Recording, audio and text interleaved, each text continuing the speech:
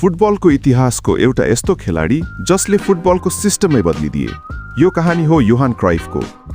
1947 मा नेदरल्यान्डको एउटा सानो सहर एम्स्टर्डममा जन्म भएको क्राइफले धेरै स्ट्रगल गरे र 1969 मा आए एक्स क्लबबाट डेब्यू गरे। धेरैलाई फुटबल एउटा सिम्पल गेम जस्तो लाग्थ्यो, तर क्राइफले भने फुटबललाई नयाँ सोच दिए। फुटबलमा उनले इन्ट्रोड्युस गरे टोटल फुटबल, जहाँ मैदानमा हरेक खेलाडी जुनसुकै पोजिसनमा खेल्न सक्थ्यो। त्यसपछि क्राइफ पुगे बार्सेलोना। उनी त्यहाँ पुग्दा टिमले स्ट्रगल गर्दै थियो, तर मात्र एउटा सिजनमा नै 14 वर्षपछि क्लबलाई ला लिगा च्याम्पियन बनाए। तर उनको सबैभन्दा ठूलो प्रभाव खेलाडी हुँदा होइन, कोच हुँदा देखियो। किनभने क्राइफले बनाएको फिलोसफीबाट जन्मियो टिकीटाका फुटबल। आज पनि त्यो स्टाइल बार्सेलोनाको डीएनएमा बसेको छ।